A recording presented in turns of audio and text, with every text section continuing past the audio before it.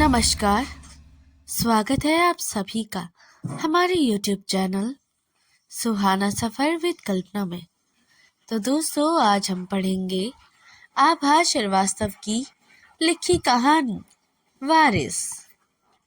दिल्ली के भीड़ भाड़ वाले स्टेशन पर मैं ट्रेन में चढ़ने ही वाली थी कि किसी ने पीछे से वसुधा दीदी पुकारा तो मैं चौंक उठी। इस संबोधन और इस मधुर स्वर को तो मैं लाखों में पहचान ली थी, फिर भी मुड़कर देखने का लोभ स्मरण ही नहीं कर पाई। क्या सच में रचना भाभी ने ही मुझे पुकारा? इतने बरस बाद भी उस मीठे स्वर का अल्हड़पन वैसे ही मासूमियत भरा कैसे रह गया? पलट कर देखा तो अनायास ही हक्की बक्की खड़ी रह गई। हाँ, वह रचना भाभी ही तो थी। वही गोरा उजला रंग और वही निष्पाश निर्दोष मुस्कुराहट।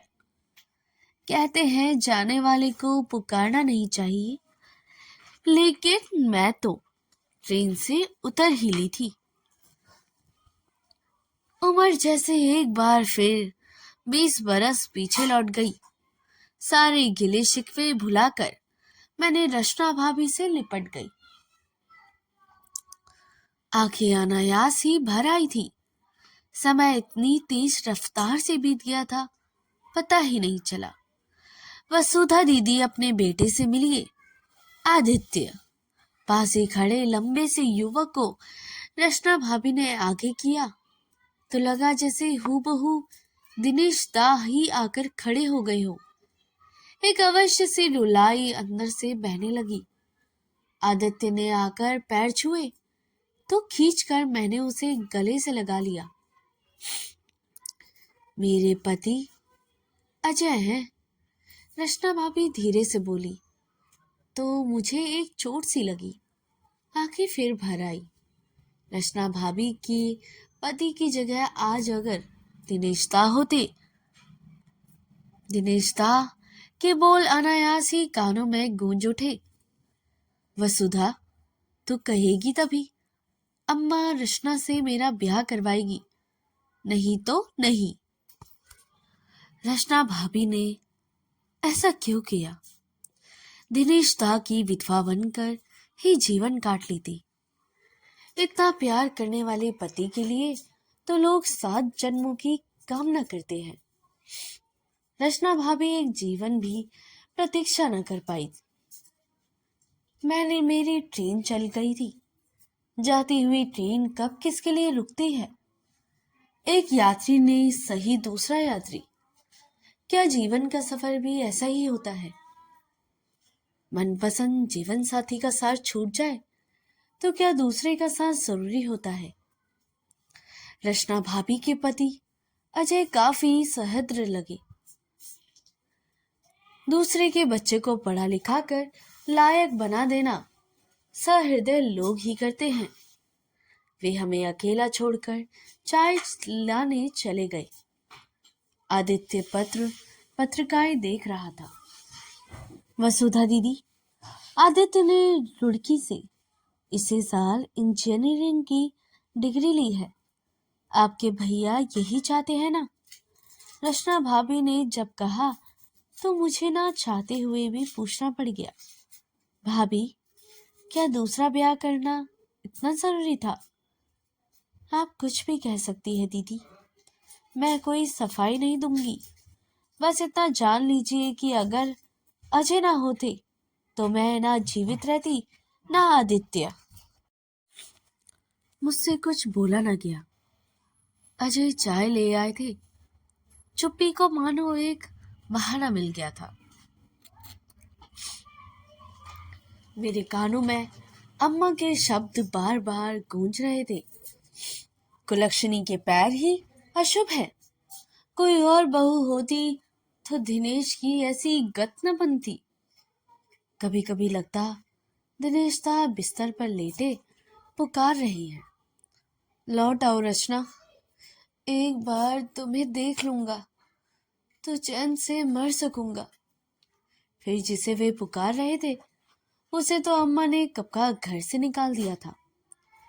भाभी, हो सके तो एक बार अपनी ससुराल हो आओ, नहीं तो अम्मा को मुक्ति नहीं मिलेगी। रुंधे गले से भाभी का हाथ थाम कर मैंने कहा तो उनकी आंखें छलछला आई। मुझे अद्भुत लग रहा था दिनेश दा का संपूर्ण परिवार देखना। दिनेश दा के बगैर ना जाने क्यों रचना भाभी के पति को दादा कहने का मन हो आया। आज अगर दिनेश दा होते तो 87 बरस की अम्मा बैठी है, अभी कोई इंद्रियां काम नहीं करती, लेकिन मेरे बाबूजी संतोष दा, दिनेश दा सबको एक एक करके भगवान ने बुला लिया। कई बरस बीत गए, अब सभी को सपना सा लगता है। कितना सुखी परिवार था हमारा। 2 बेटों की माँ होने का कितना गुमान था अम्मा को। इकलौती थी मैं। 2 भाइयों के बाद आई थी, भाग्यशालिनी थी। बाबूजी इंटर कॉलेज के प्रिंसिपल थे। उन्होंने ही 8वीं पास अम्मा को आगे पढ़ने की प्रेरणा दी। फिर इंटर बीटीसी करके अम्मा भी टीचर हो गई। प्रतापगढ़ छोटा सा शहर था। बाबूजी के कलेजे में ही अम्मा की ठाठ से नौकरी करने लगी थी, लेकिन अपने ठेस देसी संस्कार, देसी मानसिकता और देसी बोली नहीं भूली। कॉलेज में उनका रूप, उनकी बोली कुछ और रहती और घर में कुछ और। बाबूजी की प्रेरणा से ही मैं लखनऊ पढ़ने चली गई। मैंने भी एमए बीएड किया। पढ़ाई समाप्त ना होते बाबूजी ने मेरे हाथ पीले कर दिए। मेरे बड़े भैया संतोष दा को पढ़ने में अच्छे थे। कंपटीशन पास करके इनकम टैक्स अफसर बने तो दिनेश दा पढ़ाने के लिए इलाहाबाद भेजे गए। संतोष दा का ब्याह हुआ।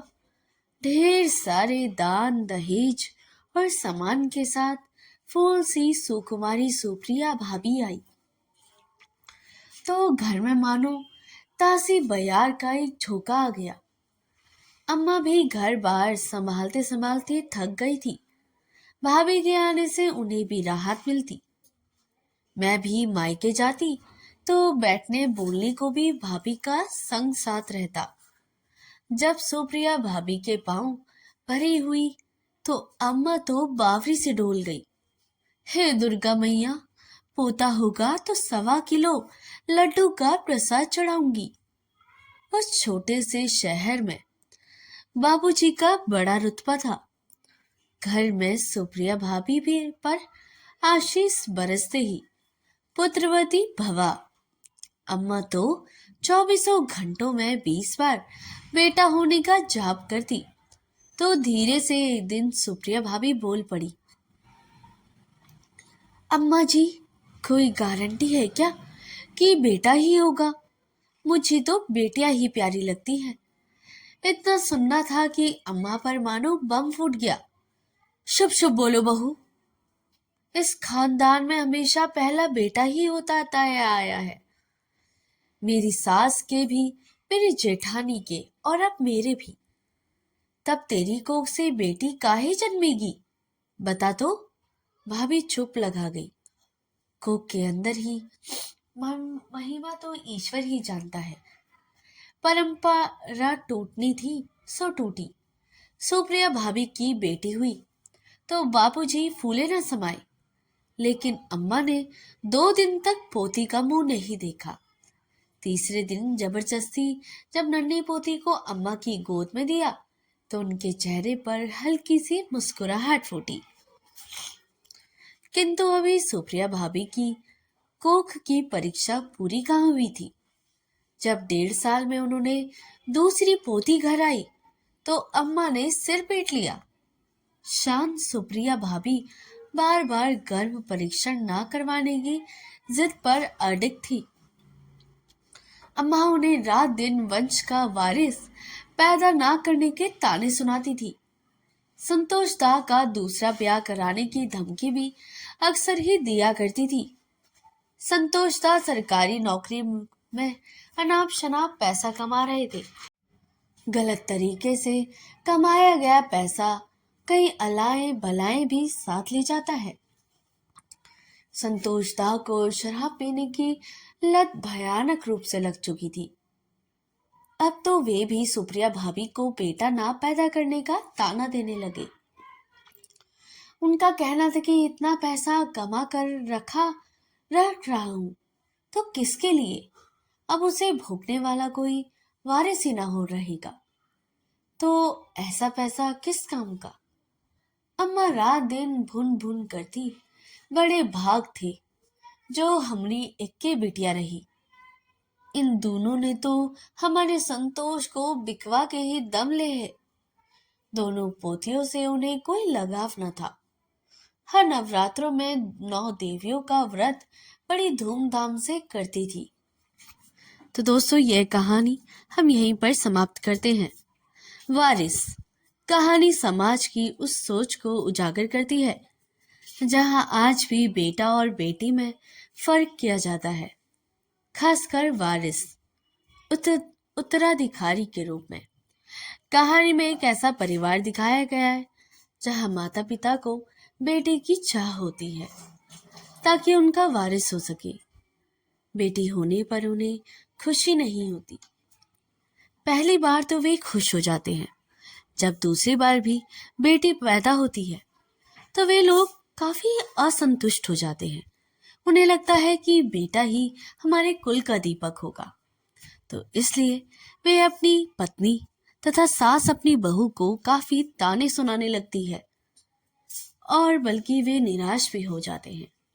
लेकिन समय के साथ परिस्थितियां बदलती है और बेटियां ही काफी हद तक अपने माता पिता का साथ भी निभाती है और माता पिता का भी सबसे बड़ी सहारा भी बन जाती है। इस कहानी में अभी तक हमें संदेश मिला था कि चाहे बेटा हो या बेटी, सभी दोनों एक समान होते हैं। पर पहले के समाज में काफी बेटियों को उनका वारिस नहीं समझा जाता था। बेटा ही उनके लिए सर्वोच्च रहता था। बेटे को वो सबसे ज्यादा अपना उत्तराधिकारी, अपने कमाने का जरिया समझते थे और बेटियों को पराया धन। तो दोस्तों, यह कहानी यहीं पर समाप्त होती है। अगला भाग इसका मैं कल आपके सामने पेश करूंगी। अगर आपको हमारी वीडियोस पसंद आती है तो इसको लाइक, सब्सक्राइब और शेयर करना बिल्कुल ना भूलिएगा और इस कहानी को ज्यादा से ज्यादा अपने मित्रों, सहपाठियों और परिवारजनों के साथ शेयर जरूर कीजिएगा। मिलते हैं इसके अगले पार्ट में। तब तक के लिए धन्यवाद।